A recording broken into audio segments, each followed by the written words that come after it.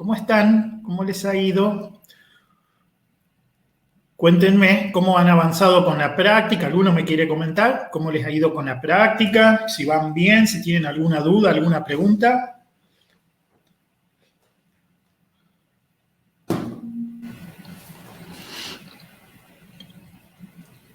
¿Quieren contarme, chicos, alguno? Yo tengo algunas preguntas. Bien. Ahora es un buen momento para hacerlas. ¿Querés contarme, Tamara? Dale, ahí me estoy conectando los auriculares bien. Primero, para sacarme la duda solamente si lo hice bien, el pasaje de los números decimales, tanto octal como hexadecimal, lo hago con divisiones sucesivas por 8 o por 16, ¿no? Correcto, muy bien, sí. Bien. Y después, en el ejercicio 4, el inciso C, Sí. yo lo hice de una manera, pero no sé si está bien. O sea, me verificó cuando lo pasé a decimal, pero cuando me dio un Sí. número negativo, es una resta que me da un número negativo. Ajá. Una resta que da un número. ¿Me decís cuáles son los números que Sí, restaste? 9A3 Sí. menos 1C05. Claro, está bien que te dé negativo, ¿sí? Los tenés que restar al revés, ¿sí? Porque es más grande es más grande el sustractor que el sustraendo, ¿sí? Entonces, sí, es lógico que te dé negativo. ¿Mm? Y después, bien, para verificarlo en el decimal, ¿Mm? yo sumé todos menos la última cifra que la resté, que Ujú. era 2 por 4096. Sí. Esa la resté. Ajá. Y me verificó el mismo número que el decimal, pero no sé si está bien así para verificar. Es rebuscada esa verificación, pero está bien, ¿sí? En realidad, la explicación de esa verificación es complicadísima, pero no está mal, ¿sí? En realidad lo más fácil es que los restes al revés y bueno, y al resultado le pongas un menos adelante, ¿sí? Ah, bien, bien. Que lo haga de, digamos, de izquierda a derecha. No, restalos al revés. Este que dice 9A3 menos 1C05, vos restás Sí. 1C05 menos 9A3. Y al Ah, ok. resultado que te dé, le pones el menos adelante y ya está. Ah, bien. Bueno, voy a anotar eso. ¿Eh? En realidad esa verificación, ¿de dónde sacaste esa verificación, Tamara, que hiciste? La verdad que no sé, porque hice el menos, como el último, o sea, yo para verificarlo lo hago de derecha a izquierda. Sí. Y el último, como tenía el signo negativo, lo resté, pero no sé por qué lo hice así, que me dio. Claro, es que en realidad da eso, pero por una explicación muy complicada. O sea, la demostración matemática de eso a mí me toma como una clase entera explicarlo. En ingeniería lo explico, acá no. Por eso te Claro. digo. O sea, no está mal, pero bueno, es muy difícil de explicar. Bien, lo Lo más, hago, fácil- preferible lo más- hacerlo en inverso. claro, lo más sencillo es restarlos al revés. ¿Sí? Ok, Si vos ves que el número de abajo es más grande, igual que haces en decimal. Si yo te digo, bien. ¿cuánto es 10 menos 20? ¿Qué haces vos en tu cabeza? Haces 20 menos 10, eso Sí, da 10 y decís, bueno, es menos 10 el resultado. ¿Entendés? bien. Yo te digo, vamos, un ejemplo más feliz. 14 menos 30. ¿Cuánto es 14 menos 30? ¿Qué haces vos? Haces 30 menos 14, 16. Le cambias el signo y decís, bueno, 14 menos 30 es menos 16. ¿Sí? Y bueno, esa misma lógica la podés aplicar en hexadecimal también. ¿Eh? Perfecto. Y después, eh, la otra duda que tenía era si podemos hacer por ahí alguna de las conversiones del ejercicio 5, tanto del sistema binario al estándar y al revés, porque yo los hice como explicaste en la clase que subiste grabada, pero no termino de entender bien qué es lo que hago, multiplicando y después dividiendo. A ver, decime bien cómo es el ejercicio, porque no los tengo acá a mano los ejercicios. ¿Qué dice el ejercicio? ¿Qué te plantea? Por ejemplo, no sé, por ejemplo, el 5B que pregunta cuántos MIB son 2 terabytes. Ah, bien, bien, bien, bien. O si no, Bien, a la inversa. Por ejemplo, de bien. terabytes a... Perfecto. Bueno, esos son todos ejercicios de reglas de tres. ¿Sí? Esto es importante que lo vean, porque si no se complican mucho. ¿Tá? Son ejercicios de reglas de tres. Vamos a hacer un par para que lo vean. ¿Sí? Esto lo vamos a ver ahora más tarde. Vamos a poner una página nueva y y vamos a hacer un par de ejercicios. ¿Sí? Cambio de unidades es eso. ¿Sí? Son todas reglas de 3. Hay que acordarse de cómo son los multiplicadores. ¿Sí? Kilo es por 1000. ¿Sí? M, omega es por 1.000.000. ¿Sí? G o giga es por 1.000.000.000, que se pone directamente 10 a la 9. ¿Sí? Fíjense que esto es 10 a la 3, 10 a la 6, 10 a la 9. ¿Sí? Vamos a ponerlo acá, aclararlo por las dudas. Ya lo deben saber, pero por las dudas se los aclaro. ¿Sí?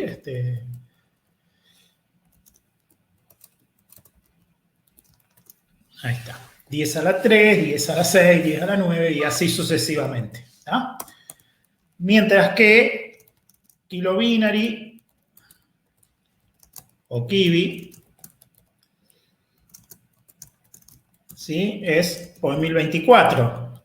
Esto es 2 a la 10. ¿Sí? MI megabinary. ¿Sí? Por 1024. Por 1024, bueno, pongámoslo directamente, 2 a la 20. ¿Sí? Y así sucesivamente. O sea, gigabinary es a la 30, terabinary es a la 40 y así sucesivamente. ¿Sí? Entonces es regla de 3. ¿Cuánto es? No sé, 35 megabytes.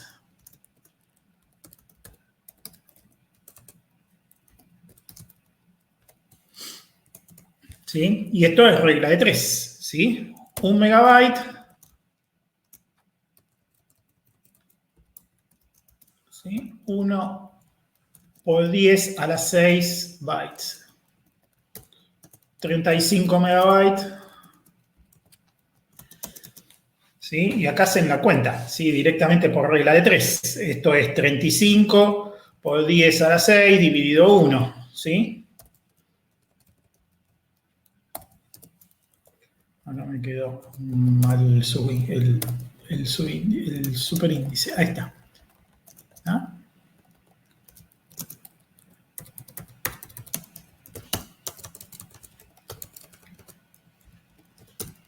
Sí, se entiende, ¿no es cierto?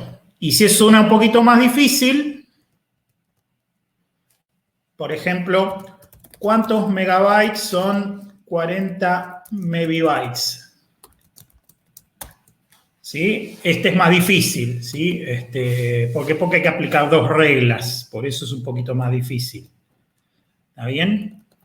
¿Por qué? Porque acuérdate que un MIB, ¿sí? Es 2 elevado a la 20 bytes. ¿Ah? Entonces, vamos a pasar por bytes porque es lo más fácil. ¿Sí? ¿Está bien? Un MIB es 2 a la 20 bytes. 40 MIB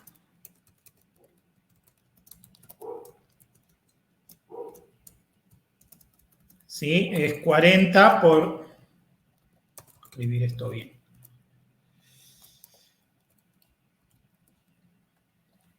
40 por 2 a la 20.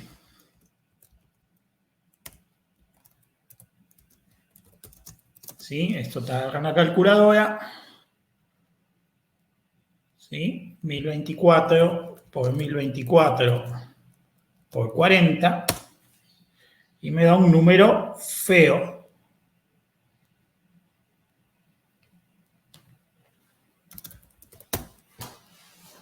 ¿Está bien?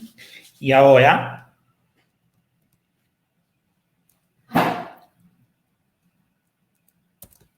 un megabyte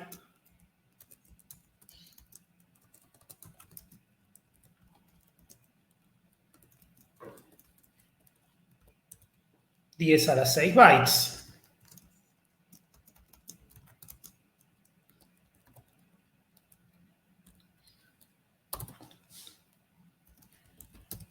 ¿sí? También es reglita de 3, ¿sí? Son todos reglas de 3. Si las aplican con cuidado, salen enseguida, ¿sí? Esto es 41943040 dividido 10 a la 6. Esto es igual a 41,943040. Si lo quieren redondear a 41,94, está bien igual, ¿sí?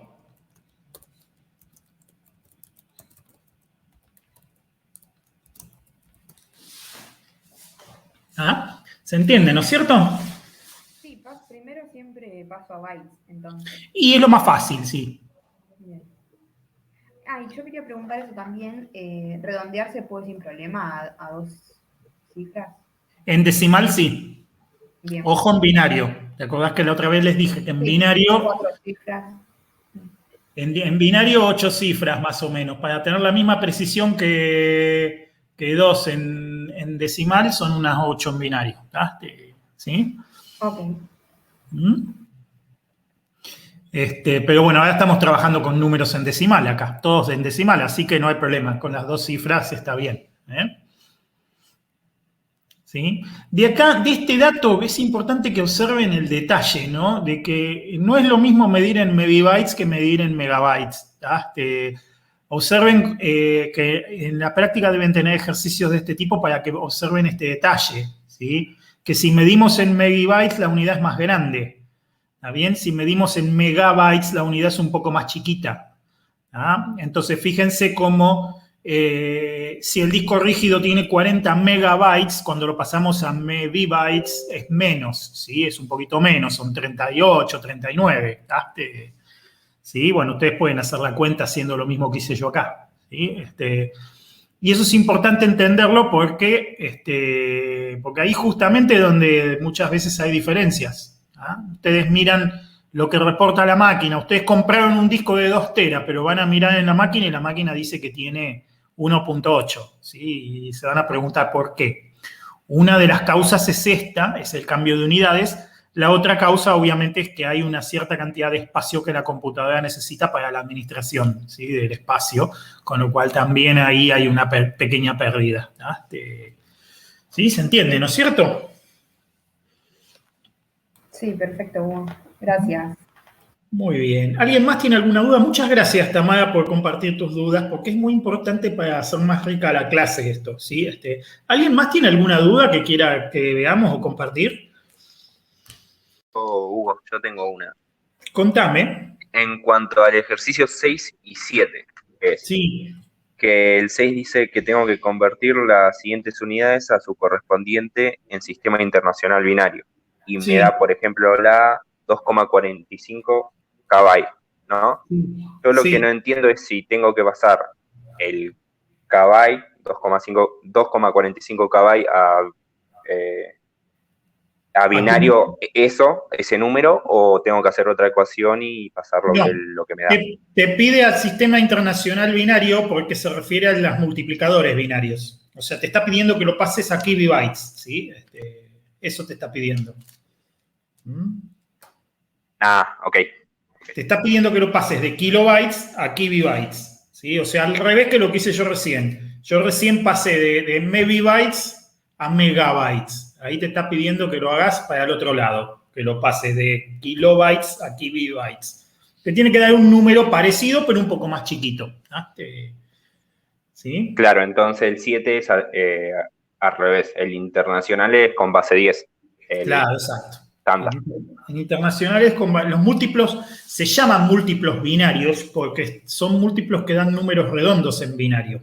No es que tengan que convertir los números a binario ahí. Ahí estamos hablando de las unidades que son redondas en binario, que es otra cosa. ¿Qué característica tienen? Bueno, un poquito lo que se vio recién, ¿sí? Fíjense que 40 megabytes es un número redondo en binario, ¿sí? Es un 1 con un montón de ceros atrás, ¿sí? Si lo pasan a binario, porque es redondo, ¿está bien? Sin embargo, cuando lo paso a bytes, fíjense, al estar expresado en decimal, ¿sí? El número no es redondo, es un número espantoso, ¿sí? Que están que parece hasta caprichoso, como decir, ¿dónde salió ese número? ¿Tá? Y lo cierto es que si agarran este número y lo convierten a binario, les va a dar posiblemente un 1 con un montón de ceros atrás. Si quieren, lo pueden probar eso. ¿Ah? Si convierten este número a binario, les da un número redondo. ¿Ah? Y de ahí viene el tema de que se le llamen unidades binarias, unidades de sistema binario. ¿Ah? ¿Sí? Pero no es que sean números en binario, sino que son números redondos en binario. ¿Sí? Fíjense, lo puedo hacer rápido acá para mostrarles. 419, 430, 40, pasado a binario. Bueno, no me entra, es muy grande para la calculadora. Bueno, háganlo a mano, ¿sí? Pero ya les digo, les va a dar un 1 con 22 ceros atrás, si no me equivoco. ¿Ah? ¿Está bien? Porque el 4 es un 1 con 2 ceros, 1, 0, 0, y el 2 a la 20 son 20 ceros, ¿sí? Entonces ahí les sale al toque la cuenta, ¿sí? Es un 1 seguido de 22 ceros atrás. Miren, tan seguro estoy que hasta se los voy a escribir acá.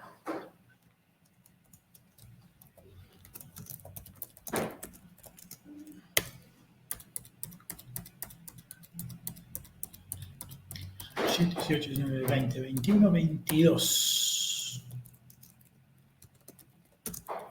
¿Sí? Fíjense que el número es feo en decimal. El número parece caprichoso en decimal, pero si lo miran en binario, ¿sí? Les da un número redondo, ¿sí? Mientras que las unidades en decimal pasa al revés. Si yo les digo 40 megabytes, ¿sí? Son 40 millones. Te da un número redondito, ¿sí? Un 4 seguido de un montón de ceros en decimal. Pero cuando lo pasen a megabytes les va a dar un número feo, caprichoso. ¿Ah? ¿Se entiende, no es cierto? O sea que el sistema binario siempre va a dar un poco más chico que el estándar. Claro, en realidad cuando pasás de la unidad decimal a la unidad binaria te da un número un poquito menor. Las unidades binarias son un poquito mayores, ¿sí? O sea, como son un poquito más, valen un poquito más que las decimales, entonces cuando vos pasás de una unidad decimal a una unidad binaria perdés un poquito. Y cuando pasás de una binaria a una decimal ganás un poquito en el número. Bien. ¿Se entiende, no es cierto? Sí. Sí. Bien. Muy bien. Después prueben, hagan, si quieren hacer la experiencia, de convertir este número, dividiendo sucesivamente por 2, a ver si les da esto que les puse yo acá. ¿Sí? Lo pueden probar y van a ver qué les da eso. Bien, muy bien. Bueno, creo que contesté tu pregunta, ¿no? Sí. Sí, la mía sí. Perfecto, muy bien. ¿Alguien más tiene alguna pregunta? Muy buenas preguntas han hecho, chicos. Muchas gracias. ¿Alguien más tiene alguna pregunta? No, profe. Bien. Bueno, fíjense que esto también es la respuesta a alguna pregunta que alguien me hizo el año pasado, esto que está acá arriba, pero que ustedes me preguntaron la semana pasada, que es cómo sé cuándo detenerme cuando empiezo a calcular los decimales, ¿sí? Y esta aclaración que yo les decía, que hay 3 posibilidades. Una es que llegues a 0, otra es que te encuentres con una periodicidad, ¿sí? Y la otra es que alcanzaste suficiente precisión y no necesitas más, ¿sí? O sea, decir, bueno, corto acá porque ya con esto me alcanza. ¿Tá? Y eso último tienen que tener cuidado porque en decimal, si ustedes están acostumbrados a una precisión de 2 cifras decimales, eso en binario son 8 cifras. ¿Está bien? En octal deberían por lo menos irse a 3 cifras y en hexadecimal, bueno, manténganse en 2 cifras. ¿Sí? Siempre es un poquito más de precisión. 2 cifras hexadecimal es más preciso que 2 cifras en decimal, pero bueno, es mejor tener un poquito de más y no un poquito de menos. ¿Sí? Siguiendo ese criterio es que se va siempre para arriba, ¿está bien? Lo mismo pasa en binario. Las 8 cifras binarias, lo mismo, ¿sí? Muy bien.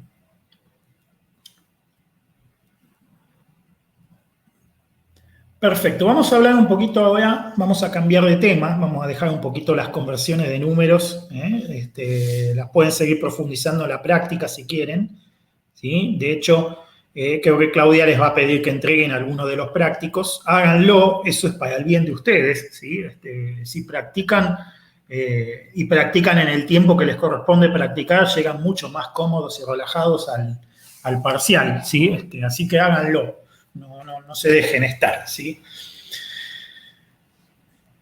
Vamos a hablar un poquito ahora de la distinción entre software y hardware y de lo que hace una computadora, ¿sí? Vamos a hablarlo en forma general, vamos a ver también las partes más importantes que tiene una computadora adentro, como para que ustedes entiendan el principio de funcionamiento, ¿sí? No tengo acá como objetivo que sean expertos ni que puedan, por ejemplo, arreglar una máquina o puedan, no sé, configurar una máquina, no espero eso. Pero sí espero que tengan una idea de qué es lo que hay adentro, ¿sí? Como más o menos, como si se lo tuvieran que explicar a su abuela, ¿sí? Bueno, si su abuela les preguntara qué hay adentro de una computadora, ustedes pudieran contestarle algo, digamos, ¿sí? Hasta ese punto pretendo llegar, no mucho más, ¿sí? Para ustedes. Y vamos a hacer una distinción entre dos conceptos de los cuales se habla mucho, pero que está bueno que definamos, que son el concepto de hardware y el concepto de software, ¿sí? Otro concepto importante que no está escrito acá, pero que quiero hablarles de él, es el concepto de nivel de abstracción. Son tres cosas importantes de las que quiero hablarles. ¿Por qué? Porque en eso se basa muchísimo de lo que está pasando hoy con el conocimiento, ¿no? Y bueno, quiero que vayamos para ese lado. Primero vamos a hablar de la distinción que aplica en informática hardware y software, ¿sí? Hardware, la traducción al castellano de la palabra hardware es complicada, ¿sí? Si buscan una traducción literal, es ferretería, básicamente, ¿sí? ¿Sí? La traducción de la palabra hardware al castellano es ferretería, ¿sí? Fierros. ¿Sí? Nosotros muchas veces hablamos de fierros también, bueno, de los fierros, ¿sí? Es una forma de hablar de cosas que tienen existencia material, cosas que se pueden ver. Hablamos de componentes y cosas que tienen, que están ahí, que se pueden ver, se pueden tocar, ¿sí? Que no es lo mismo tener uno que tener dos. Tener dos cuesta el doble que tener uno, ¿sí? Si yo me compro un disco rígido, pago una plata. Si me compro dos discos rígidos, pago el doble, ¿está bien? A menos que me hagan un descuento, pero normalmente termino pagando el doble, ¿está bien? Y tengo dos discos rígidos a la vista, ¿sí? Todo lo que se puede ver, que tiene existencia material, se llama hardware en informática. Y se distingue del software, porque el software es otra parte muy importante de la informática que tiene existencia también, por supuesto, pero esa existencia no es material. Es una forma de llevar el conocimiento que es independiente del sustrato, ¿sí? Que es independiente de en dónde está expresado ese conocimiento. Por eso les quería hablar un poquito del nivel de abstracción. El nivel de abstracción es justamente una de las cosas que hacen que el software pueda existir, ¿está bien? Y cuando hablamos de abstracciones, estamos hablando de algo que hacemos con nuestra mente, ¿sí? Cuando nosotros utilizamos nuestra mente para construir conceptos, empezamos a abstraer, ¿está bien? La mente humana trabaja en un nivel de abstracción bastante alto, ¿sí? Y las máquinas trabajan en un nivel de abstracción muy, muy bajo, mucho más cerca, vamos a decir, del fierro, ¿sí? Entonces, es muy importante entender que todo lo que es software es todo lo que está en esos niveles de abstracción más altos, y que se termina convirtiendo en algo que la máquina después puede asimilar, o sea, en algo que la máquina después puede procesar. Les voy a poner un ejemplito como para que se entienda esta idea de la abstracción, ¿sí?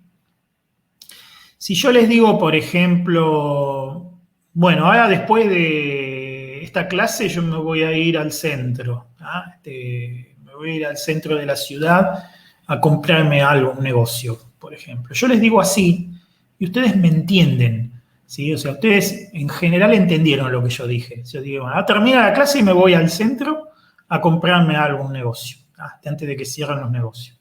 Ustedes me entienden, ¿sí? La comunicación humana yo soy humano, ustedes también, la comunicación se establece y se entiende, a pesar de que el nivel de abstracción es altísimo. O sea, es muy abstracto lo que acabo de decir de que me voy a ir al centro a comprarme algo. ¿Ah? Quizá ustedes no lo ven, pero es abstracto, muy abstracto. ¿Ah? Pero está en un nivel de abstracción que la mente de ustedes maneja y la mía también, y por eso es que nos entendemos perfectamente. ¿Sí? Hay dos cosas que tenemos en la mente que permiten que podamos manejarnos en niveles de abstracción tan altos. Uno es la conciencia y la otra es el contexto. ¿Sí? O sea, ustedes pueden imaginarse todas las cosas que yo no les digo cuando yo les digo me voy a ir al centro a comprarme algo. Por ejemplo, ustedes pueden deducir por contexto o por conciencia cómo voy a ir al centro yo. ¿Ah? Que me voy a ir caminando o que me voy a ir en coche. ¿Sí? Es más, ni siquiera les importa demasiado. Evidentemente en el mensaje yo no lo puse porque no es importante. ¿Está bien? Entonces es como que la comunicación humana se establece así y no hay problemas. ¿Ah? Pero a la hora de tener que trabajar con fierros, a la hora de trabajar con máquinas, tenemos que cambiar el nivel de abstracción. ¿Sí? Si yo le tuviera que decir a una computadora, ¿sí? No les digo que la computadora, que yo le vaya a decir a la computadora me voy al centro, pero si le tuviera que pedir que me lleve al centro, por ejemplo, imagínense que es un auto, ¿sí? Sin chofer, un auto que se maneja solo, que ahora dentro de poco va a haber, ¿sí? Ya se está estudiando esa tecnología y dentro de no mucho tiempo vamos a tener, ¿sí? Autos que no necesitan chofer, ¿sí? Bueno, imagínense un auto sin chofer al que yo le tengo que pedir que me lleve al centro. No le puedo hablar como a un ser humano, no le puedo hablar como le hablaría a ustedes, ¿sí? Porque no me va a entender, porque el nivel de abstracción de él no alcanza para eso. A este chofer robótico yo le tendría que decir a qué lugar del centro voy, por lo menos. ¿Sí? No alcanza con decir vamos al centro. Yo a un ser humano le digo me lleva al centro y me lleva. Pero a un robot no le puedo decir llévame al centro. No, le tengo que decir algo más preciso. Por ejemplo, una dirección. A calle 62 y calle 61. Ahí voy, a esa esquina. ¿Sí? No sé ni qué hay en esa esquina. Pero pónganle que voy ahí. Calle 62 y calle 61. ¿Ah? Y además, si la máquina no tiene contexto, le voy a tener que proveer todo. ¿Sí? Porque la máquina no sabe dónde es calle 62 y calle 61. Entonces yo le voy a tener que decir o cómo ir. Le voy a tener que decir, bueno, partiendo de casa, toma la calle 20, anda hasta la calle, da la vuelta, volvé por la 18, anda por la 59, derecho, ¿está bien? Doblan a la izquierda en tal lugar, bueno, y así. O sea, le tengo que empezar a dar instrucciones más precisas, ¿sí? Y no siendo eso suficiente, ¿sí? También le voy a tener que explicar cómo hacer para avanzar, ¿sí? Cómo hacer para subirse al auto, cómo poner la primera marcha, cómo apretar el acelerador, soltar el embrague, ¿sí? Y si lo bajamos más todavía y le tengo que enseñar a caminar, le tengo que decir que tiene que poner el pie izquierdo adelante del derecho y después el pie derecho adelante del izquierdo y así bajamos de nivel de abstracción. Imagínense el comando llévame al centro, pero explicado en términos de empezar poniendo el pie derecho adelante del izquierdo y después el pie izquierdo adelante del derecho, ¿sí? Un montón de veces hasta llegar a la puerta de la casa, ¿sí? Después levantar el brazo derecho, bajar la manija de la puerta, abrir la puerta, ¿sí? Pasate para afuera, cerrar la puerta, ponerle la llave, ¿sí? ¿Cuántas instrucciones quedan para explicar cómo llevarme al centro? ¿Ah? Entonces quedan una lista larguísima de instrucciones que si se siguen con mucha exactitud, si están bien escritas, si se siguen con mucha exactitud, termino en el centro. ¿Ah? Pero si yo les diera a ustedes esa lista larga de instrucciones, ustedes no me entenderían lo que yo quiero. ¿Sí? En cambio, si yo les digo llévenme al centro, me entienden perfecto. Si les doy esa lista larga de instrucciones, no van a entender lo que yo quiero. ¿Se entiende, no es cierto? Díganme si se entiende la idea, ¿sí? O sea, el trabajar en niveles de abstracción distintos hace que no nos entendamos, a pesar de que estamos hablando de lo mismo. ¿tá? Y lo mismo pasa con la comunicación con las computadoras, ¿sí? La computadora sigue instrucciones extremadamente concretas del tipo toma dos números, sumalos, restalos, ¿sí? Multiplicá, dividí, pasá un número de tal lugar a tal otro lugar, ¿sí? No hace muchas más cosas que eso una computadora. Toma números de un lado, los mete en otro, ¿sí? Por ahí los procesa, los suma, los resta, hace alguna operación lógica. ¿Ah? Y los programas, ¿qué son? Todo lo que es el software, ¿qué es? Y el software es una lista larguísima de instrucciones así sencillas que cuando se siguen con mucho cuidado, como una máquina las sigue, logran un objetivo. Pero si un ser humano se tuviera que poner a escribir todas esas instrucciones, tardaría muchísimo tiempo y no terminaría nunca. ¿Ah? Entonces, ¿qué se hace? Se trabaja con niveles de abstracción más altos. Trabajamos con niveles de abstracción más altos, más parecidos a los de la mente humana. ¿Sí? Entonces, el software, ¿qué es al final? El software es una serie de instrucciones, ¿sí? Escritas en algún nivel de abstracción que puede ser más cercano al ser humano o más cercano a la máquina. Pero lo importante es que está escrito en un lenguaje tal que en forma automática se puede bajar el nivel de abstracción. O sea, yo en forma automática puedo tomar un programa escrito en un lenguaje que el ser humano entiende y lo convierto automáticamente en un montón de instrucciones en binario que la máquina puede seguir. ¿Ah? Esto es lo importante. ¿Sí? O sea, que en la informática, para construir software, ¿sí? Lo que se necesita es formalismo. ¿Sí? O sea, se necesita que los lenguajes no tengan ambigüedades. Que cuando yo digo algo, ese algo tenga un único significado y no pueda tener otro. ¿Ah? Porque eso hace que de manera automática una computadora pueda interpretar eso de alto nivel y convertirlo en instrucciones binarias que después puede ejecutar. ¿Ah? ¿Se entiende la idea, no es cierto? Vamos a tratar de ubicar, ¿sí? El software. ¿Sí? ¿De dónde sale el software y qué es el software entonces, en definitiva? ¿Ah? ¿Me siguen, no? Confírmenme si me van siguiendo. Sí, Hugo. Bien. Vamos a tratar de entender o ubicarnos en dónde está el software o qué es, ¿sí? Porque al final muchas veces uno dice, bueno, ¿qué es el software? Porque ¿dónde está? El hardware es fácil porque se ve, el software no se ve. ¿Y dónde está? ¿Qué es? ¿Sí? Uno puede pensar, y un programa, y una serie de instrucciones. Vamos a tratar de entender dónde nace el software primero, ¿sí? El software es una forma muy abstracta de codificar o de representar conocimiento. ¿Tá? La forma de hacer algo, ¿sí? La forma de hacer algo o la forma que tiene algo es muy abstracto, pero tiene existencia por sí mismo, aunque no es material. ¿Tá? El ejemplo que les di yo en la clase del año pasado, que está escrito acá, de dónde se puede observar software, es un ejemplo de un telar, ¿sí? De un telar, una máquina para hacer tela, ¿sí? De la revolución industrial, de la época de la revolución industrial en Europa, ¿sí? Y el telar es una máquina, ¿sí? Que alguien construyó, es bien hardware, ¿sí? Porque está el fierro ahí, o sea, la máquina está ahí, tiene un mecanismo de funcionamiento, ¿está bien?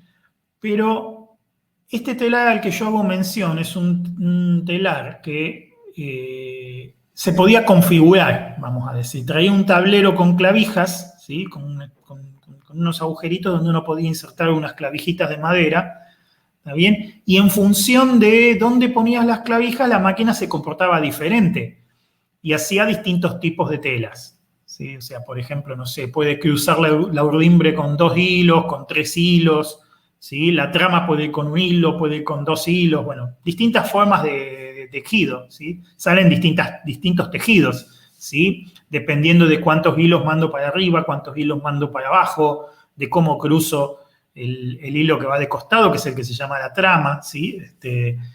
Dependiendo del orden en que hago determinadas cosas, salen distintos tejidos, ¿sí? Y el fabricante pudo enviar la máquina con un manualcito donde venía el dibujito del tablero y dónde poner las clavijas para obtener distintas telas, distintos tejidos, ¿sí? Y hasta ahí podríamos decir que no hay software, ¿tá? Pero imagínense ustedes este escenario. uno de los usuarios de la máquina, del telar, uno de los fabricantes de tela, digamos, que compró el telar, se pone a estudiar ese tablero de clavijas, ¿sí? Y de repente encuentra una combinación nueva de clavijas que produce un tejido nuevo, que no está en el manual que el fabricante envió, ¿sí? Sino que directamente lo crea él. De estudiar cómo funciona la máquina, dice, pero si pongo las clavijas de esta otra manera, obtengo un tejido nuevo, que la máquina empieza a hacer un tejido nuevo que nunca había hecho antes, ¿sí? Y que el fabricante, que fue el que fabricó la máquina, no sabía. Entonces ahí, en ese punto exacto, es donde uno puede ver que aparece el software, ¿sí? Porque la pregunta que nos podemos hacer es, ¿de dónde salió el conocimiento para hacer el tejido nuevo? En la máquina no está, porque el fabricante no lo sabía cuando la fabricó, así que no puede estar ahí, ¿sí? No está en la máquina el conocimiento. ¿En dónde está el conocimiento? El conocimiento está en la forma en que se pusieron las clavijas, que es una forma nueva, que se le ocurrió a quién, al usuario, no al fabricante de la máquina. Entonces, ¿dónde nació el software? El software nació en el cerebro del usuario. ¿Está bien? Que se dio cuenta, que tuvo una idea, tuvo una conciencia de cómo hacer una cosa nueva que antes no se sabía. ¿Está bien? Y logró que una máquina para la cual no fue pensada una funcionalidad, la funcionalidad aparezca. ¿Se entiende, no es cierto? Sí. Fíjense la diferencia importante que hay entre un telar que uno lo compre que trae una llave para seleccionar entre 4 posibles tejidos y listo. Ahí no hay software posible. Al fabricante se le ocurrieron 4 tejidos, programó la máquina para esos 4 tejidos y se acabó. No hay software. A diferencia de este otro concepto, donde el tablero con clavijas permite combinaciones que al fabricante nunca se le ocurrieron, pero al usuario sí. Entonces, ahí es donde nace el software. Profe, una duda. Sí. Y ahora que él tiene ese conocimiento, yo en la clase vi que lo reescribe al manual, ¿ya deja de ser un software? En realidad es la representación material del software. Si él lo que hace es, digamos, hace un dibujo, hace un esquema donde pone cómo están dibujadas las clavijas, lo mismo que hizo antes el fabricante.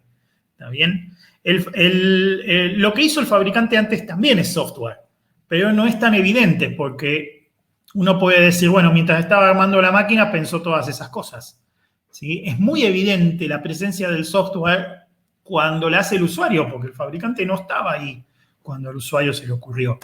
En realidad todos son software. Y lo que vos tenés en el manual es la representación material del software. ¿Sí? Que esto es muy importante. O sea, mientras el software no tiene ninguna representación material, ¿dónde está? Y está en la cabeza de alguien. No puede estar en ningún otro lugar. Desde el mismo momento en que yo escribo, hago un dibujo, un esquema, o escribo un programa, ¿está bien? Y lo empiezo a escribir en algún lenguaje, ¿sí? Lo que estoy haciendo automáticamente es bajar eso simbólico a algo material. O sea, estoy haciendo una representación material de una cosa que es simbólica. Muy parecido a lo que sería un cuadro para un pintor, ¿sí? O una obra de música para un músico. ¿Sí? ¿Qué es la obra de música? La obra de música es la representación material de una idea que esa persona tuvo antes en su cabeza. ¿Se entiende, no es cierto? Sí. Entonces, fíjense que esto es muy importante. ¿Por qué? Porque el software, como no tiene existencia material, se rige por otras leyes distintas que el hardware. Hoy, no de casualidad, yo hoy hablé de si tengo que comprar un disco rígido, tengo que pagar un dinero, y si tengo que comprar 2 discos rígidos, tengo que pagar el doble. Eso es ley de la materia. El costo en la materia es proporcional a la cantidad. En cambio, en el software no. Y esto es muy importante que lo entiendan, porque es una de las cosas que ha causado que en estos últimos años las cosas migren de hardware a software. ¿Sí? Entonces es muy importante entender que las leyes que rigen al software son distintas que las leyes que rigen a la materia. Si yo tengo que construir una casa, tengo que contratar albañiles, comprar materiales, ¿sí? Hacer todo un trabajo que me va a tomar meses y termino y tengo una casa. Y si yo quiero hacer una segunda casa, ¿qué tengo que hacer? Empiezo otra vez, tengo que contratar albañiles, tengo que comprar materiales, ¿sí? Y la segunda casa me va a salir más o menos lo mismo que me salió la primera, ¿está bien? Y si quisiera hacer 3 casas, tengo que volver otra vez a empezar. Si la casa fuera software, yo puedo construir una casa y después puedo copiar y pegar la casa, ¿sí? A un costo que es muchísimo menor que el que me costó la primera casa, ¿sí? En el software, construir la idea es lo que más cuesta. Pero una vez que la idea está construida, replicar la idea tiene un costo muy bajo, casi nulo, ¿sí? De hecho, el costo que tiene replicar la idea es el costo que tiene la representación material de la idea, no la idea en sí. ¿Está bien? O dicho de forma más simple, lo que me cuesta es el papel o el CD o el tráfico de red, ¿sí? Pero no el software, ¿ah? Sino lo que implique la representación material del software. ¿Se entiende, no es cierto?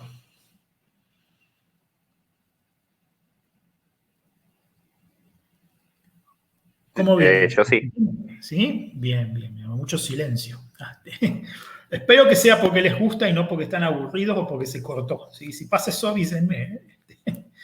Bien, muy bien.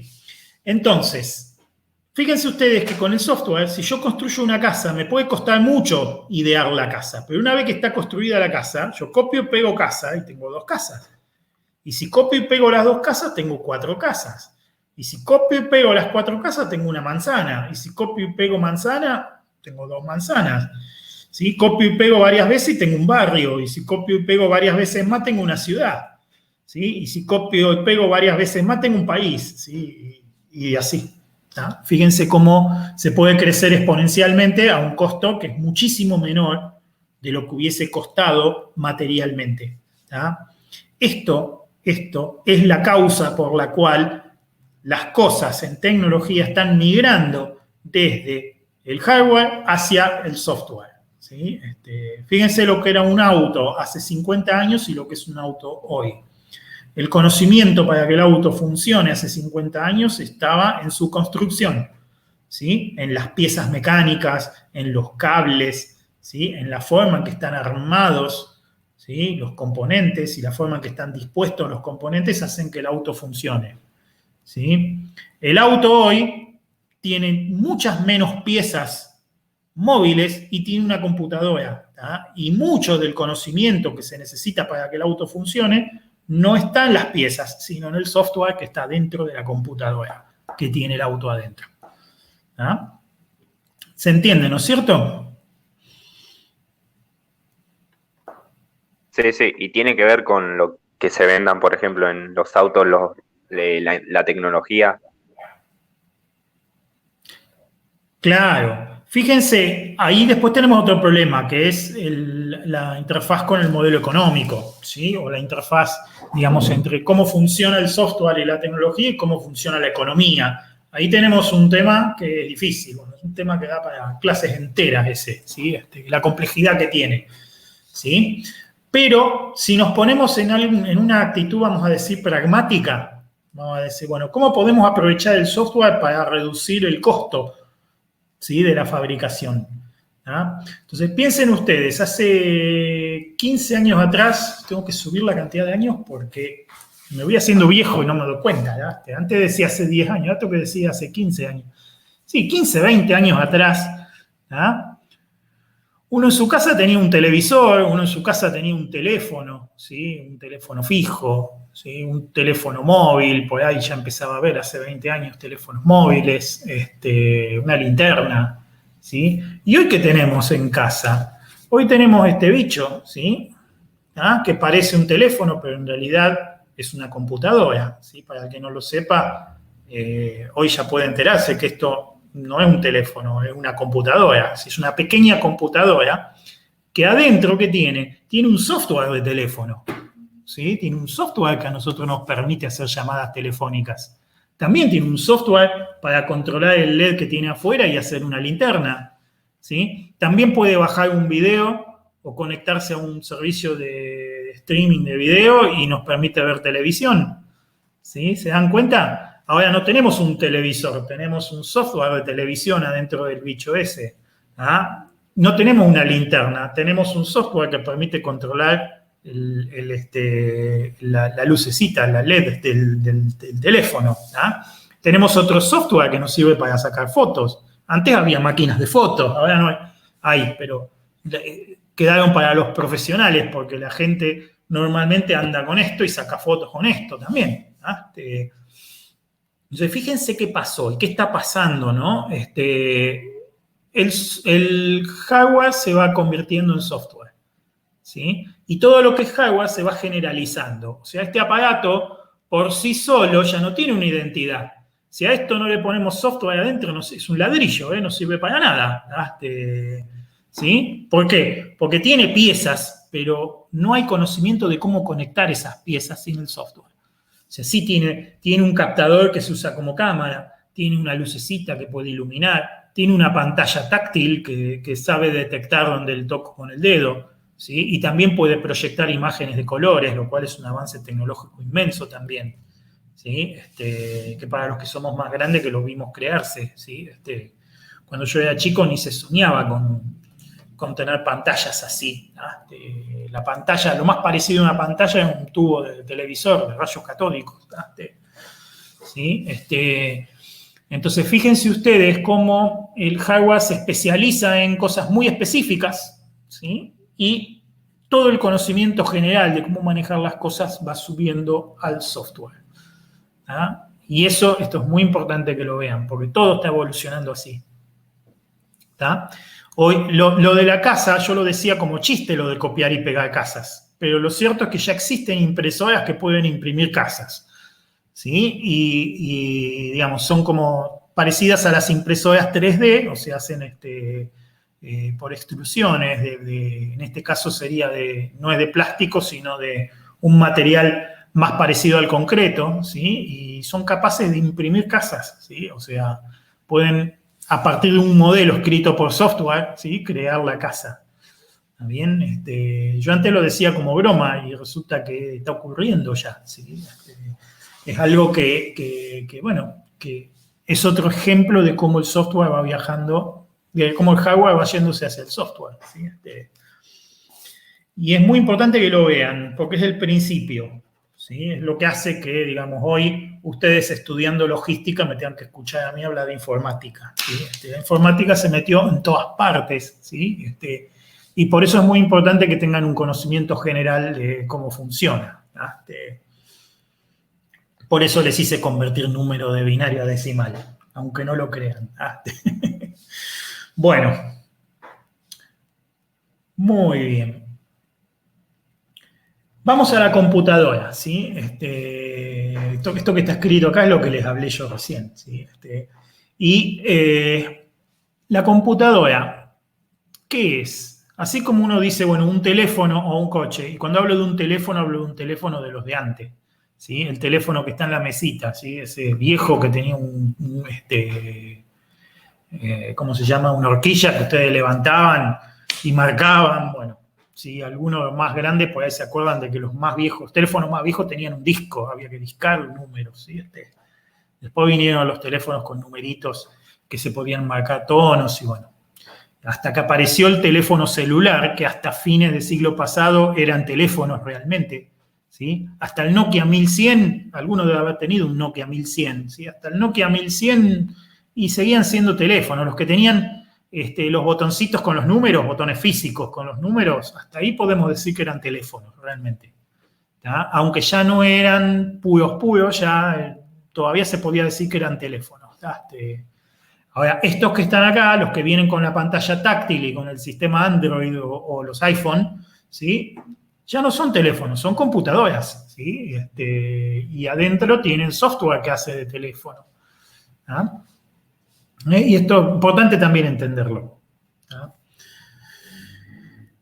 La computadora, ¿qué es entonces? Vámonos a la computadora. Dado que esto es una computadora, está bueno que estudiemos también qué es una computadora en general, ¿sí? Una computadora es una máquina que se especializa en procesar información. ¿Ah? Eso es una computadora.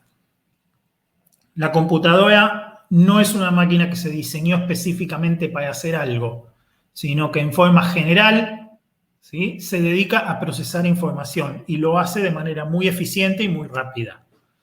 ¿Ah? Eficaz, eficiente y rápida. La computadora es una máquina que está preparada para seguir instrucciones de muy bajo nivel, o sea, instrucciones muy concretas, como decíamos hoy, y ejecutarlas a la perfección, sin equivocarse. ¿Sí? La computadora nunca se equivoca. ¿Sí? La computadora puede fallar, pero no puede equivocarse. ¿Sí? O sea, si se rompe algo, falla la computadora. La computadora no se equivoca. ¿Sí? Sí se puede equivocar el ser humano que la programó, ojo, pero la computadora no. ¿Ah? Es una máquina que se especializa en seguir instrucciones y en, siguiendo esas instrucciones, procesar información, transformar la información de un lugar a otro. ¿Ah? La computadora tiene un núcleo y tiene un montón de periféricos, ¿sí? Esto también es importante que lo vean, ¿sí? Tiene un núcleo la computadora, que es el que hace específicamente esto que les acabo de decir, o sea, procesa información. Y después tiene un montón de dispositivos periféricos. ¿Qué son los dispositivos periféricos? Bueno, son instrumentos, son también hardware, que se dedican a captar información del ambiente, convertirla en datos binarios y pasárselas al núcleo, o viceversa, tomar datos binarios que vienen del núcleo y convertirlos de alguna manera en una perturbación en el ambiente que podemos detectar como información. Por ejemplo, un teclado. ¿Qué hace un teclado? Un teclado es un periférico. ¿Sí? ¿Qué hace el teclado? El teclado detecta, digamos, las pulsaciones que hacemos nosotros de las teclas y las convierte en un dato que puede procesar. ¿Qué hace la pantalla táctil? La parte táctil de la pantalla, ¿qué hace? Tiene un sensor que detecta la electricidad, la electrostática que tenemos en los dedos, ¿sí? Entonces se da cuenta cuando lo tocamos, en dónde lo tocamos y le transmite esa información al núcleo. ¿Ah? El lado el lado visible de la pantalla es al revés, toma información que proviene del núcleo y con eso genera imágenes que nosotros podemos ver con los ojos. ¿Sí? ¿Qué hace un mouse, por ejemplo? Un mouse detecta los movimientos que hacemos con las manos y lo convierte en números. ¿Qué hace una placa de audio, por ejemplo? La placa de audio que está dentro de la máquina. La placa de audio controla un parlante y un micrófono. Cuando nosotros hablamos, ¿sí? El micrófono capta nuestro sonido y la placa de audio lo convierte otra vez en bits, ¿sí? Lo convierte en datos binarios que el núcleo de la computadora puede procesar. ¿Ah? A su vez, el núcleo de la computadora puede generar una ristra de datos que la placa de audio puede convertir en sonido y pasarlos por el parlante para que ustedes escuchen. ¿Ah? Entonces los periféricos hacen eso. Una placa de red, por ejemplo, toma los datos que le manda el núcleo y los transmite por un cable o por el aire. Si es una placa Wi-Fi, los transmite por el aire. ¿Sí? Y otra placa Wi-Fi de otro lado capta esos datos y los vuelve a convertir en bits que vuelven a entrar en el núcleo de otra computadora. ¿Se entiende, no es cierto? Entonces los periféricos son los que toman la información del ambiente y la meten al núcleo o toman información del núcleo y la transmiten al ambiente de alguna manera. ¿Se entiende, no es cierto? Sí, sí. Entonces, estas son las dos cosas importantes, o sea, las dos cosas que podemos ver claramente en una computadora, ¿sí? El núcleo, ¿sí? Que es el que procesa los datos, y el medio ambiente con el cual se comunica a través de los periféricos, ¿sí? Muy bien. Acá tenemos un dibujito, ¿sí? Donde yo al núcleo lo dividí en dos partes, ¿sí? Que son las dos partes que vamos a ver ahora. ¿Ah? El núcleo son estos dos componentes. Uno es la unidad central de procesamiento y el otro es la memoria principal. Estas dos cosas forman el corazón de la computadora. Y después tenemos a este corazón conectados los periféricos, ¿sí? Entonces, ¿qué hace la computadora? La computadora sigue un programa. ¿Ah? ¿Qué es un programa? Es una forma de materializar el software.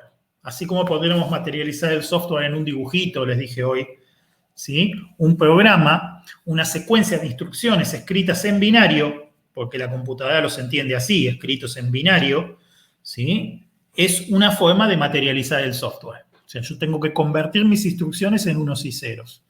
Hoy les explicaba que, por más que trabajemos con lenguajes más cercanos a nosotros, existe una forma automática de convertir eso en unos y ceros, ¿sí? Para que lo podamos seguir. ¿Ah? Entonces,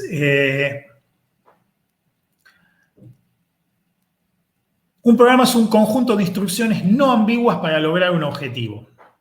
Esto también es importante que lo recuerden, ¿sí? Lo de no ambiguo es muy importante, ¿sí? La computadora, a diferencia de un ser vivo, un ser humano en particular, no tiene ni conciencia ni contexto propio, ¿sí? Nosotros tenemos una conciencia y un contexto que nos hace seres humanos, que nos hace vivos, ¿sí? La conciencia es la capacidad de darnos cuenta de las cosas.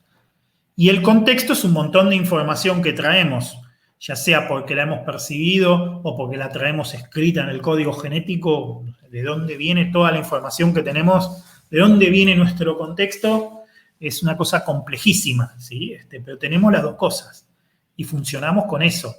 Y una computadora tiene la desventaja de que no tiene conciencia ni la va a tener, ¿sí? Porque no es un ser vivo, nunca va a tener conciencia una computadora, ¿sí? Y el contexto se lo tenemos que proveer nosotros, siempre. O sea, si nosotros necesitamos que la computadora sepa algo, se lo tenemos que dar nosotros. ¿Ah? Porque no viene de ningún otro lado, no va a venir mágicamente de ningún lado, ¿sí? Entonces, por eso es que los seres humanos nos podemos mover con cosas ambiguas, porque corregimos la ambigüedad usando la conciencia del contexto, pero las máquinas no. Entonces, un programa tiene que ser no ambiguo. O sea, un programa puede significar una sola cosa. Y esto es la diferencia que hay entre un programa y algo escrito en lenguaje natural. Qué sé yo, un libro o una prosa, ¿sí? Si yo les explico cómo se hace algo, así como un cuentito, ustedes me van a entender, porque son humanos. Pero a una máquina no se lo puedo explicar así, porque no lo va a entender nunca. Para que una máquina pueda asimilar eso, yo lo tengo que convertir en algo no ambiguo, en algo que tenga un único significado y no se pueda interpretar de otra manera. ¿Ah? Por eso es que un programa es un conjunto de instrucciones no ambiguas. ¿Ah? ¿Sí? Se dice que está especificado de manera formal. ¿Sí? ¿Qué quiere decir eso? O sea, decir que algo está especificado de manera formal es decir, está escrito de manera tal que no hay ambigüedades. ¿Ah? En eso es fuerte la matemática, ¿sí? La matemática tiene un montón de reglas. La matemática se conoce y se estudia desde muchísimo antes que existieran las computadoras, pero la matemática tiene una rigurosidad en ese aspecto, ¿sí? O sea, las cosas en matemática no son ambiguas.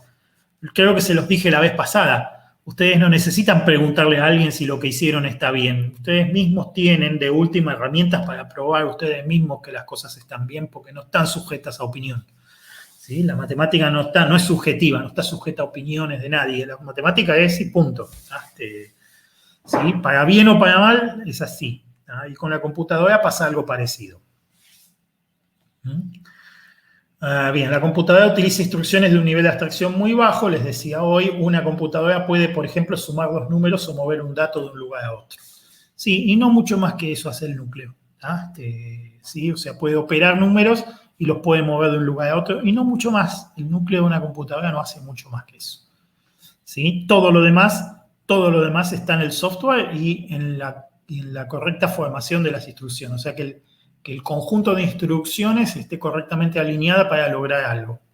Por ejemplo, para captar imágenes de una cámara y formar un video. ¿Sí? Para tomar los datos de un micrófono y convertirlo en una ristra de bits que se puedan transmitir y ustedes me puedan escuchar hablar. Esas cosas son software, ¿sí? Todo software. Bien. En el software se utiliza muchísimo la abstracción. Por eso hoy les hablé tanto de la abstracción. ¿Sí? La capacidad de abstraer es una forma inteligente de utilizar nuestra mente para resolver problemas. ¿Qué pasa con la mente humana? La mente humana es una cosa maravillosa, ¿sí? La parte más material de la mente humana, vamos a decir, la parte más sistemática de la mente humana, la parte de la mente que se parece más a una computadora, por decirlo de alguna manera. La mente es mucho más que una computadora, pero hay una parte de la mente que se parece mucho a una computadora, que es la parte de la mente que utilizamos para resolver problemas. Si la utilizamos inteligentemente, podemos resolver muchísimos problemas, a pesar de que está limitada, de que no tiene una capacidad infinita. ¿Sí? Se dice que la mente humana puede manejar hasta 7 conceptos de manera simultánea, una mente de capacidades normales. ¿Sí? 7 conceptos de manera simultánea. O sea, una persona de capacidad de abstracción normal tiene eso, más o menos. Algunos un poquito menos, otros un poquito más. ¿Sí? Un genio, un superdotado, a lo mejor en vez de manejar 7 conceptos, maneja 20 conceptos. ¿Sí? Tomemos al genio más genio del mundo, ¿sí? Y por ahí maneja 30 conceptos. ¿Ah? Y no más.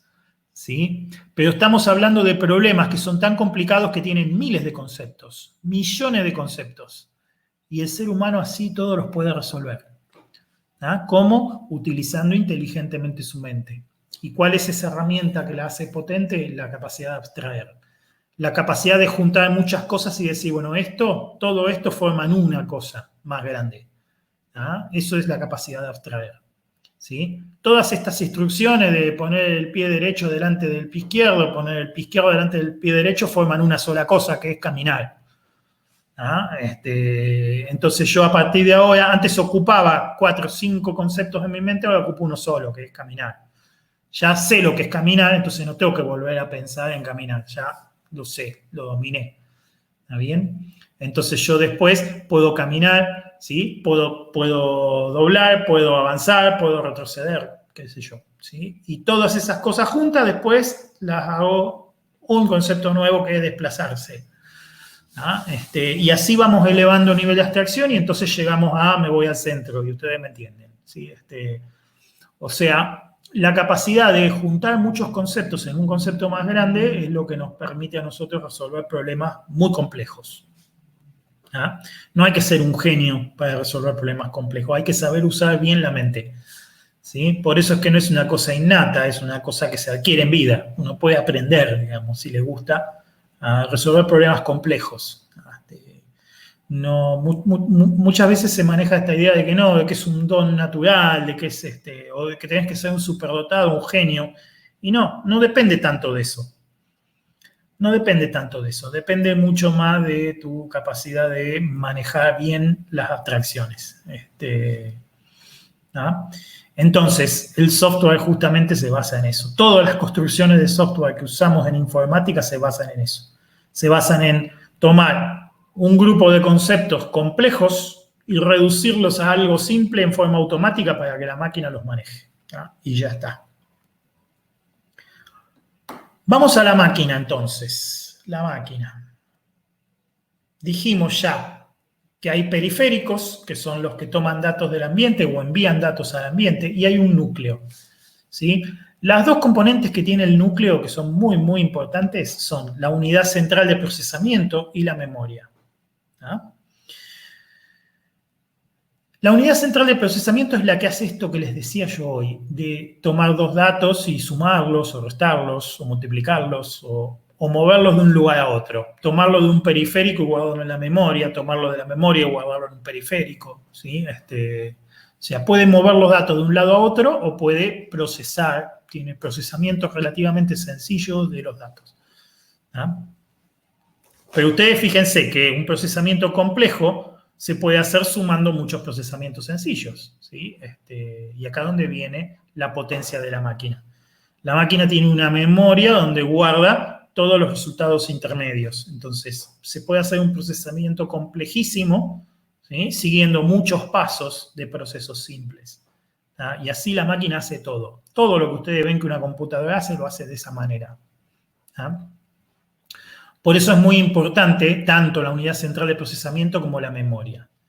¿Sí? Porque la unidad central de procesamiento sin la memoria no podría hacer nada, porque no podría, digamos, unir distintos cálculos, porque no tendría dónde guardar los resultados intermedios. ¿Se entiende, no es cierto? Sí, Hugo, y ahí tengo una duda yo. La memoria principal, por ejemplo, en una computadora, ¿es la memoria RAM? Que cuanto más capacidad, más procesamiento de datos. Está muy bien la pregunta. Sí, habitualmente se le llama memoria RAM por una cuestión histórica. ¿Sí? El nombre correcto es memoria principal, pero está bien, sí, es lo que habitualmente le dicen la RAM. Cuando dicen Mi máquina tiene 8 GB de RAM, ¿sí? Bueno, gigas ya saben lo que es. Giga en realidad es gigabyte, ¿sí? Más probablemente gigabyte, porque las memorias electrónicas se manejan con números redondos en binario, ¿sí? Así que más probablemente sean 8 gigabytes. Y eso ya saben ustedes lo que es, pues lo vimos en la clase pasada. Quiere decir que la memoria principal de tu máquina puede guardar, ¿sí? 8.000 millones de bytes adentro de su...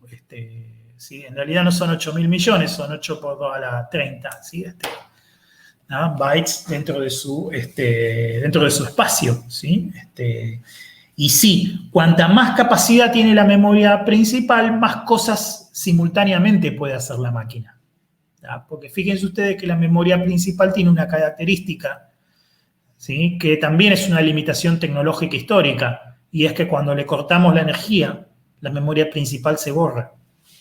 Cuando yo le desconecto la energía a la computadora o la apago, ¿sí? La memoria principal se borra, porque necesita energía para mantener los datos guardados. Necesita energía para funcionar, ¿sí? Entonces, en el momento mismo en que la apago, la memoria principal se borra, ¿sí? O sea que teóricamente todo lo que hay en la computadora se perdería para siempre cuando la apagamos. Para evitar que pase eso, hay otra memoria que se llama memoria secundaria, ¿sí? Que son dispositivos que son capaces de guardar información y que aunque les cortemos la energía, igual la siguen guardando. Y cuando le devolvemos la energía, la información sigue ahí, ¿sí? Esa memoria secundaria normalmente está conectada como periférico, no está en el núcleo, ¿sí? Sino que está fuera del núcleo. ¿Por qué? Porque anda bastante más despacio, ¿sí? Históricamente la memoria secundaria siempre anduvo más despacio que la memoria principal. ¿A qué me estoy refiriendo? A ver si se han dado cuenta. ¿Qué es la memoria secundaria?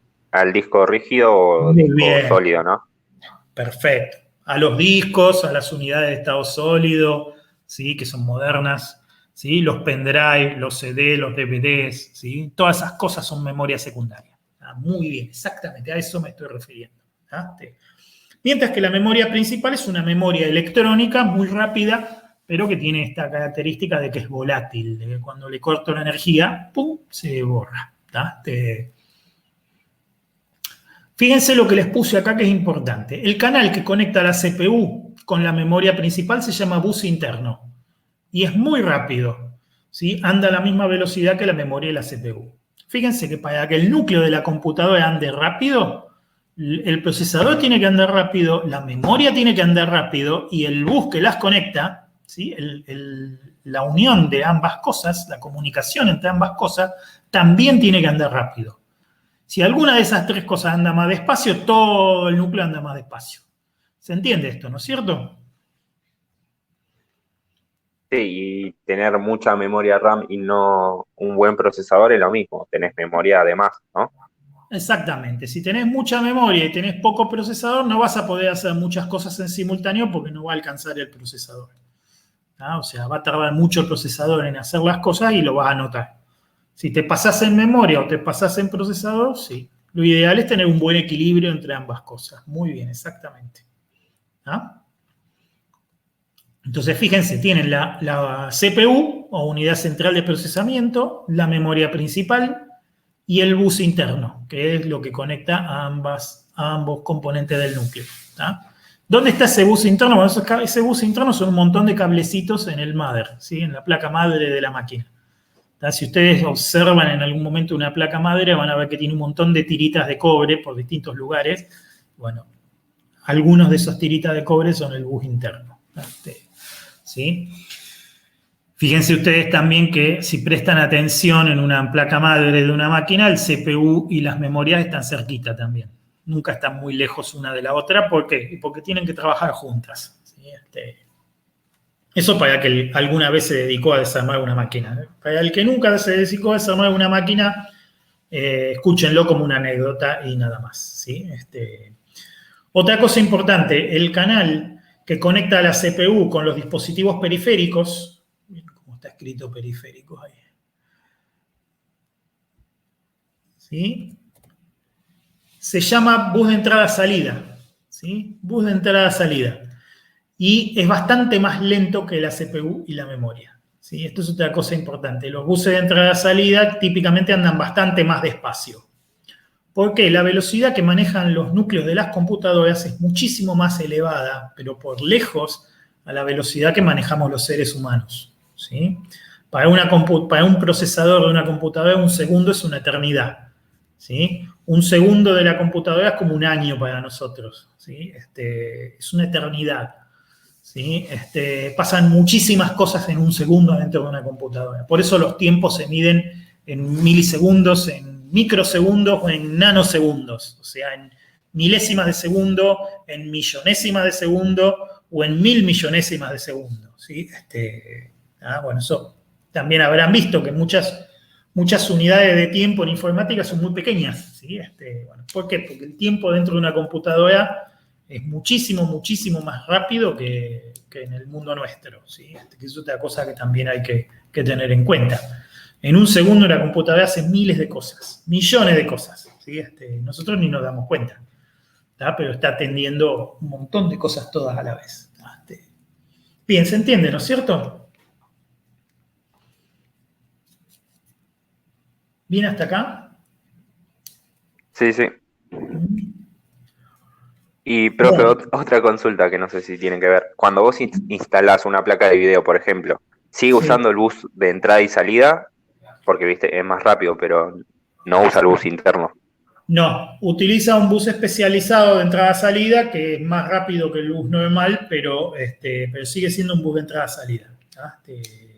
Las placas de video modernas son pequeñas computadoras ellas mismas, les cuento. ¿Sí? O sea, tienen su propio procesador y todo.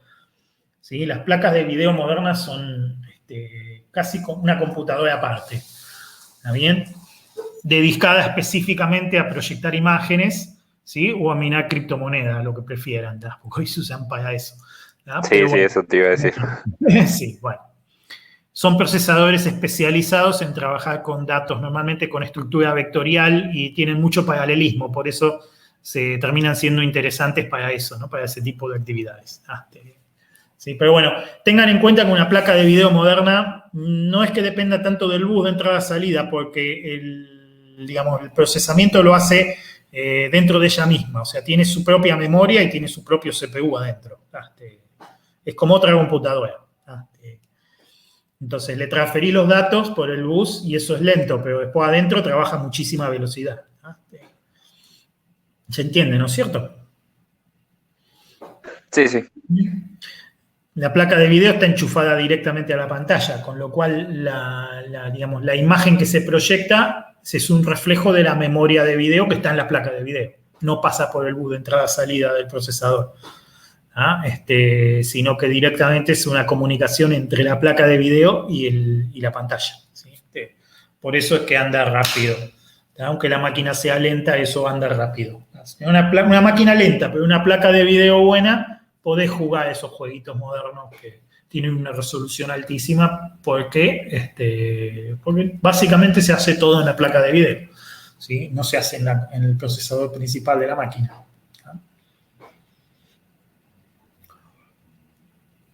Bueno, acá dice algo que yo ya les dije. Por lo tanto, para guardar información que sobreviva al apagado de la máquina se necesita otra memoria, que normalmente se conecta a la máquina como un periférico. Esta memoria se llama memoria secundaria y trabaja históricamente bastante más despacio que la principal. Pero tiene la ventaja de ser más económica y no volátil. ¿Sí? O sea, anda más despacio, pero es más barata, o sea, la cantidad de espacio que tenés por plata es mayor, ¿está bien? O sea, el costo es menor y además cuando le cortás la energía no se borra.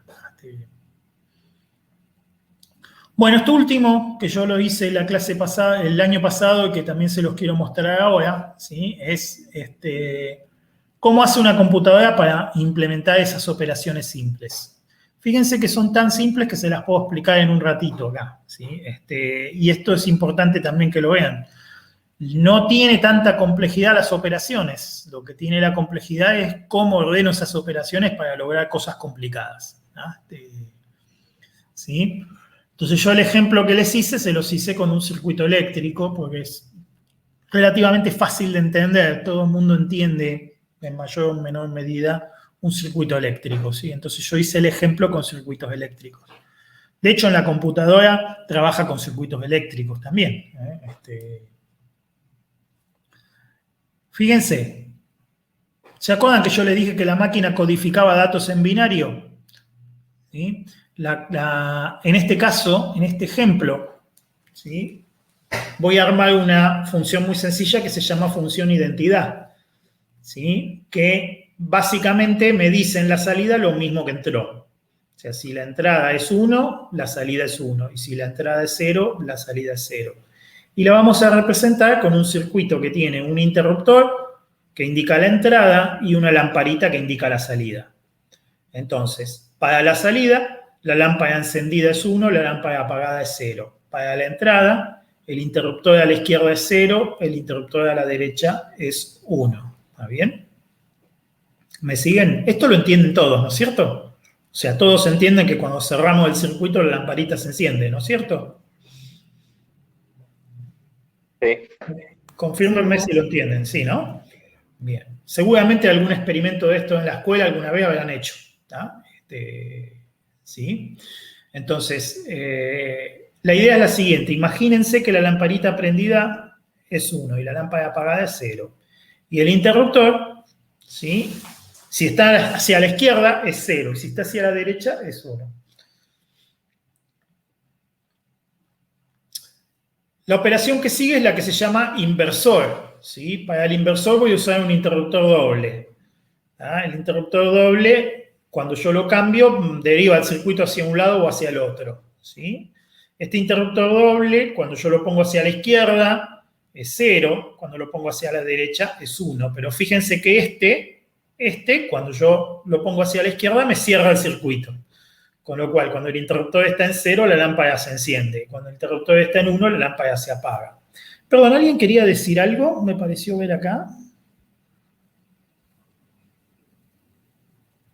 ¿Alguien quiere decir algo? Aproveche, no hay problema. Hablen nomás.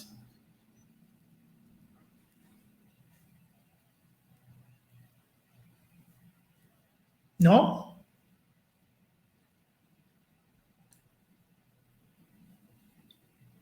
¿No? ¿No quieren decir nada? Pareció que alguien quería decir algo. ¿No? Bien. Bueno, ¿se entiende lo del inversor? ¿Entienden que este funciona al revés? Cuando pongo el interruptor hacia la izquierda, la lamparita se prende. Cuando pongo el interruptor hacia la derecha, la lamparita se apaga. Ah, bueno, Rocío acá me decía. Se apretó sin querer. No, no hay problema. Bien, confírmenme si se entiende la idea del inversor. Sí, sí, se entiende. O sea, hace al revés. Cuando yo le mando un 0, me contesta un 1. Cuando yo le mando un 1, me contesta un 0. ¿Sí? Es una operación muy simple también. Bueno, ahora vamos a ver operaciones un poquitito más difíciles que tienen 2 entradas y una sola salida. ¿Ah? La que vamos a ver ahora es la operación I, o se llama operación I o operación AND. ¿Sí? La operación AND lo que pide es que las 2 entradas estén puestas en 1 para mostrar una salida en 1. Si cualquiera de las 2 entradas falla en estar en 1, ya la salida es 0. ¿Ah? Fíjense, si yo pongo un interruptor atrás de otro, como dice acá, tengo un I.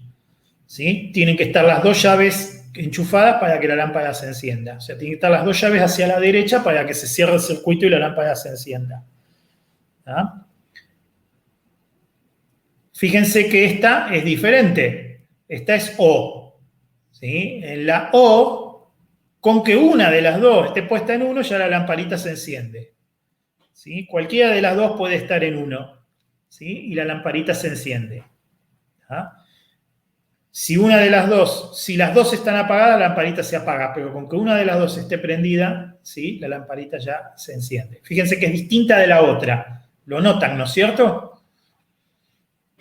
¿Notan la diferencia? Sí. Cualquiera da el circuito. Bien. Y esta que está acá, fíjense, se llama equivalencia. Esta es la que se usa en la luz de la escalera. ¿Vieron la luz de la escalera en la casa? Que tiene una llave para encender abajo y otra llave para encender arriba. Si ustedes encienden o apagan la luz desde abajo o desde arriba, si ustedes mueven la llave, la luz se apaga. ¿Sí? Este es el circuito de la luz de la escalera.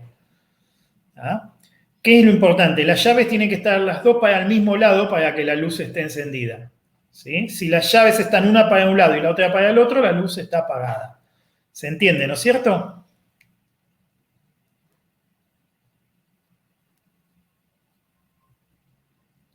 Uy, qué silencio. ¿Se entiende cómo funciona esto? Sí. Bien. En el aula normalmente les miro las caras de espanto que me ponen cuando les hablo de estas cosas. Acá no puedo, entonces tengo que preguntarles, chicos. No me queda otra. Bien, bien. Acá me dicen que sí. Bueno, genial. Bueno, así como está armado el circuito de la luz de la escalera en su casa, ¿sí? Entonces hay una llave arriba y una llave abajo. Si ustedes mueven cualquiera de las dos llaves, la luz se enciende o se apaga, ¿sí? Es función equivalencia. Y otra función que es muy poderosa es la inversa de la equivalencia, que es el O exclusivo. ¿Sí? El O exclusivo, fíjense ustedes que tiene los cables cruzados. Entonces, si las dos llaves están para el mismo lado, la lámpara está apagada. Si las llaves están una para un lado y la otra para el otro, la luz está encendida. También funcionaría para la luz de la escalera, andaría perfectamente bien igual. ¿Sí? ¿Se entiende, no es cierto? Estos son los circuitos que están adentro de la computadora, básicamente. Muchos de estos, no uno solo, sino varios de estos todos juntos, ¿sí? Van formando, ¿sí?, la estructura de la computadora.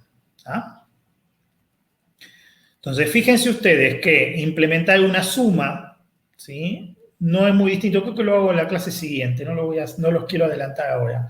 Pero con estas operaciones es relativamente fácil implementar la suma en binario.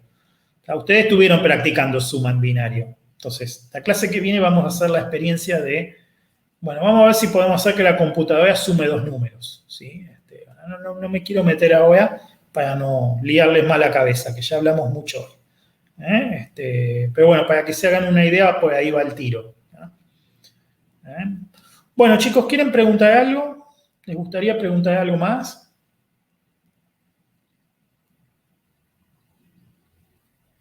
Por mi parte, no tengo ninguna duda, Hugo. Bien, muy bien. ¿Alguien más que tenga alguna duda o alguna pregunta?